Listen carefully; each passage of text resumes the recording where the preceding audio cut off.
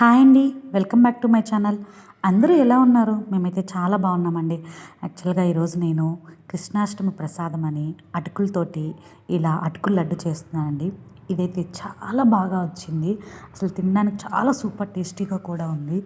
కృష్ణుడికి కూడా అటుకులు, బెల్లం ఇట్లాగా రకరకాలుగా పెడతారు కదండీ! సో, అటుకులతోటి ఈ లడ్డు చేసి ప్రసాదంగా పెట్టొచ్చు. దీని తయారీ విధానం ఎలా చేయాలో చూద్దామా?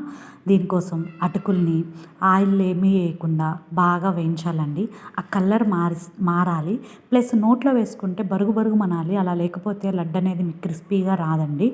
అలాగా బాగా వేగాక దీన్ని ఒక దాంట్లో యాక్చువల్‌గా ఇలా వేగడానికి ఒక 10-15 మినిట్స్ పడుతుందండి అటుకులు. లో ఫ్లేమ్‌లో పెట్టి మంచిగా వేగనివ్వాలండి. అప్పుడు మాత్రమే ఆ లడ్డుకనేది ఆ టేస్ట్ బాగొస్తుంది.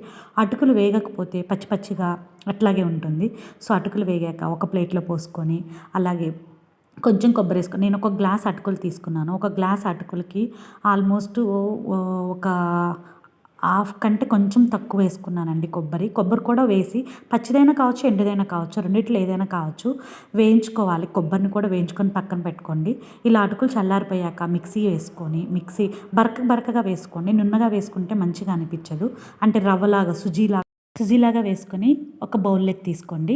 అలాగే కొబ్బరి కూడా మిక్సీ జార్‌లో వేసుకొని ఆ రవ్వలో కలిపేసుకోండి. ఆ రవ్వలో కలిపేసుకున్నాక ఇవి 2 పక్కన పెట్టుకొని ఒక గ్లాస్ అటుకులన్నాను కదా! అలాగే 3/4 కప్పు బెల్లాన్ని వేసి బెల్లం పొడండి. బెల్లం అంటే బెల్లం పొడైనా వేసుకోవచ్చు. లేకపోతే మీ దగ్గర బెల్లం పౌడర్ లేకపోతే కొబ్బరితో పాటు బెల్లాన్ని కూడా మిక్సీ వేసుకొని దీంట్లో కలిపేసుకోండి. ఆ కొబ్బరి అంటే మెత్తగా లేకుండా ఉండలు ఏం లేకుండా ఇలా కలిపి పక్కన పెట్టుకోండి. పక్కన పెట్టుకొని ఒక పాన్ పెట్టుకొని పాన్‌లో డ్రై ఫ్రూట్స్ అన్నీ వేయించుకోవాలండి. అది నూనె వేసుకోవద్దు. నెయ్యి వేసుకోండి. నెయ్యి వేసుకుంటేనే అది బాగా టేస్టీగా అనిపిస్తుంది.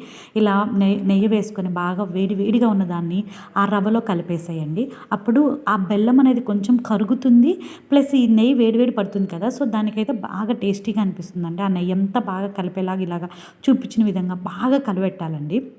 బాగా కలబెడితేనే అటుకుల లడ్డుకనేది టేస్ట్ అనేది పడుతుంది. ఆ ఘీ టేస్ట్ అనేది బాగా పడుతుంది.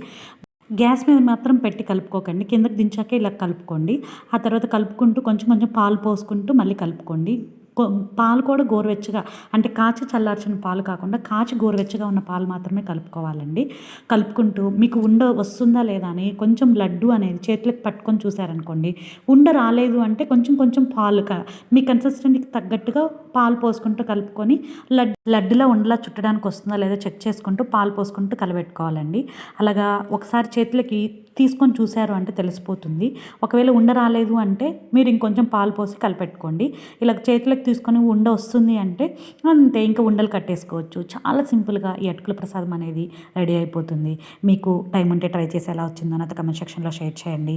అలాగే నా వీడియో నచ్చినట్లయితే లైక్ చేసుకొని, సబ్స్క్రైబ్ చేసుకొని మీ ఫ్రెండ్స్‌కి కూడా నా వీడియోని షేర్ చేయండి. అసలు తినడానికైతే సూపర్ టేస్టీగా ఉందండి. అందరికీ హ్యాపీ కృష్ణాష్టమి.